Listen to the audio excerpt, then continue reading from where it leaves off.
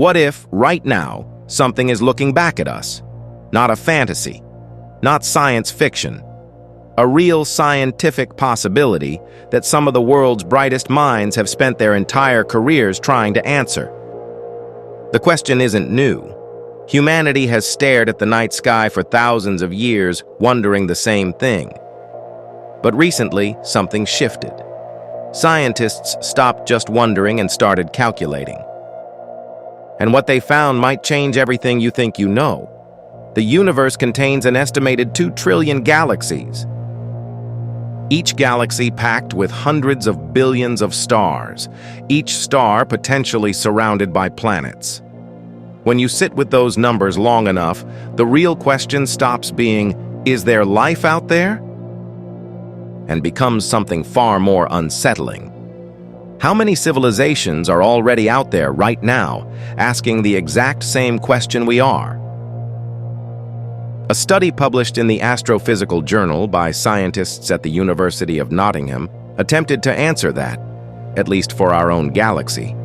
Their conclusion? The Milky Way alone could be home to at least 36 intelligent civilizations capable of communicating across the cosmos. 36. Not a rough guess, a calculated, data-driven estimate. And the researchers were clear. That number is actually on the conservative end. So how did they get there? Their approach flips the old assumptions on their head. Instead of treating Earth as a cosmic miracle, some 1 in a trillion accident, they treated us as completely ordinary. If intelligent life arose here under these conditions, around a star like our Sun, then any similar planet with similar conditions and enough time should eventually produce something similar. Give it roughly 5 billion years, and intelligence isn't a miracle. It's almost inevitable. This is a fundamentally different way of thinking about life in the universe. Earlier attempts to count alien civilizations relied on the Drake equation, a famous formula built around 7 separate variables, everything from the rate of star formation to how long a civilization survives. The problem? The estimates it produced ranged from 0 to several billion. That's not a calculation. That's a shrug. By plugging in newer observational data and tightening the assumptions, the Nottingham team narrowed that window to somewhere between 4 and 211 civilizations, with 36 being the most statistically supported number. But here's the catch. Even if those 36 civilizations exist, they'd likely be thousands of light years away from us. Detecting them, let alone reaching them, is a challenge unlike anything we've ever faced. So let's start closer to home. Proxima Centauri b is the nearest known exoplanet with the potential to support life. It orbits Proxima Centauri, the closest star to our own Sun, sitting comfortably within what scientists call the habitable zone, sometimes called the Goldilocks zone. Too close to its star and water boils away. Too far and everything freezes solid. Right in that narrow band, liquid water becomes possible. And where there's liquid water, there's a chance for life. Proxima Centauri b is remarkably Earth-like in size, about 1.17 times our planet's mass, making it only slightly larger than the world you're standing on right now. But this world is deeply alien in one critical way. It's almost certainly tidally locked, meaning one hemisphere permanently faces its star, bathed in endless daylight, while the other side sits in eternal frozen darkness. No sunrises, no sunsets, just a permanent divide between fire and ice. Between those extremes, a ring of perpetual twilight, a narrow band circling the planet where temperatures might be stable enough to support liquid water, where conditions might be just right. If life exists there, it's had to adapt to extremes we can barely imagine. On the sun-facing side, organisms might have developed radical defenses against constant stellar radiation, or learned to harness that relentless light the way plants do here on Earth. On the dark side, life would have had to find other energy sources entirely. Geothermal heat rising from the planet's core, chemical reactions in subsurface oceans, warmth from deep within the rock itself. Now imagine that intelligent life evolved there. The implications reach far beyond simple discovery. If the only two planets with intelligent life in the Milky Way happen to be right next door to each other, in a galaxy with 400 billion stars, the statistical odds of that being a coincidence are essentially zero. It would mean intelligent life isn't rare, it's everywhere, and if they've never reached out, no signals, no contact, no sign, what does that tell us? Either interstellar communication is harder than even advanced civilizations can manage, or they simply aren't as technologically developed as we are, in which case humanity wouldn't be the ones receiving visitors. We'd be the ones showing up. We would be the aliens. Moving further out, Kepler 62e sits roughly 1,200 light-years away and belongs to a class of planets known as super-Earths, about 1.6 times the size of our world, orbiting squarely within its star's habitable zone. Its star burns cooler and smaller than our Sun, creating a stable, temperate environment that scientists find genuinely compelling. The leading theory about Kepler 62e is striking. It may be a water world, a planet covered almost entirely by global ocean, with little to no exposed land. Imagine Earth, but if every continent, every mountain range, every desert was submerged under hundreds of miles of ocean.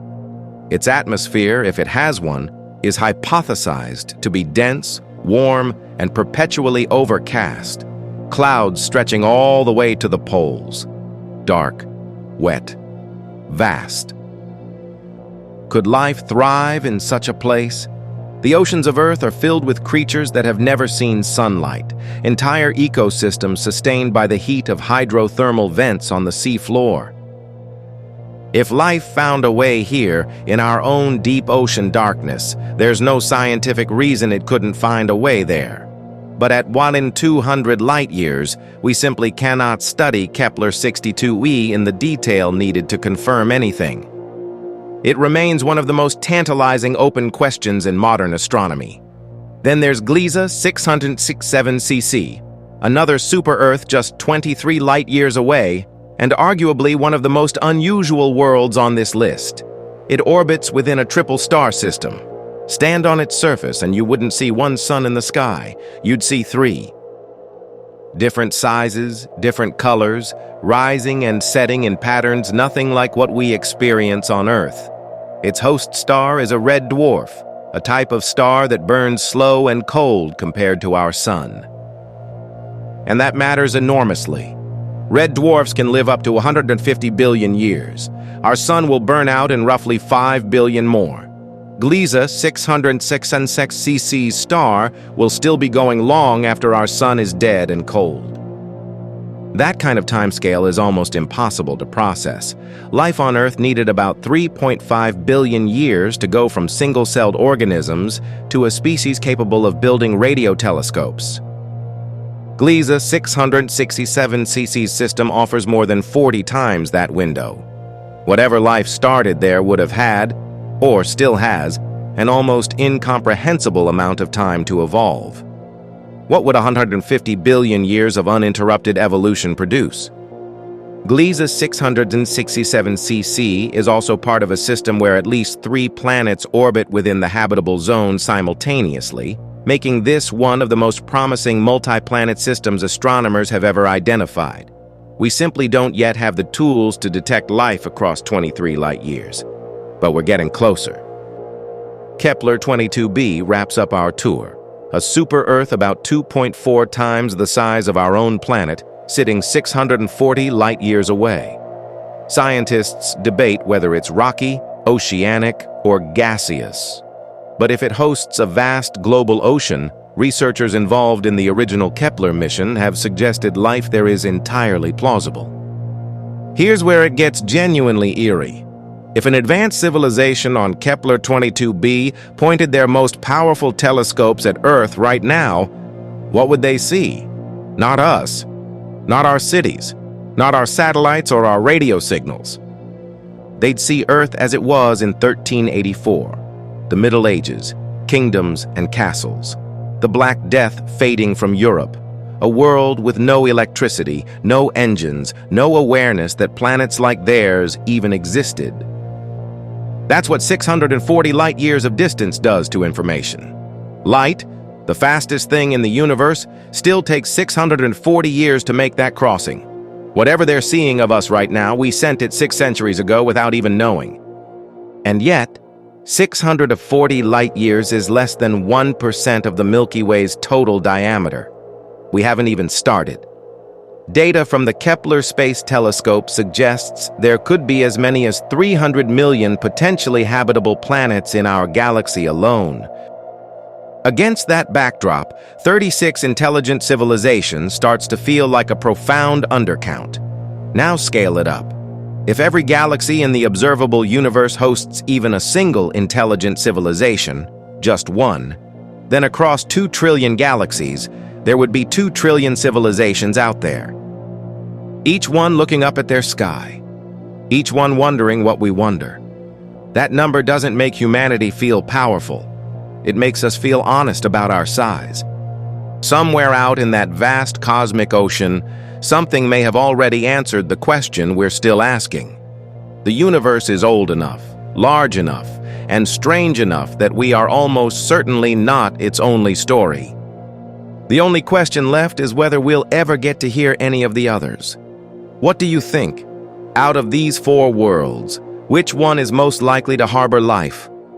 Drop it in the comments.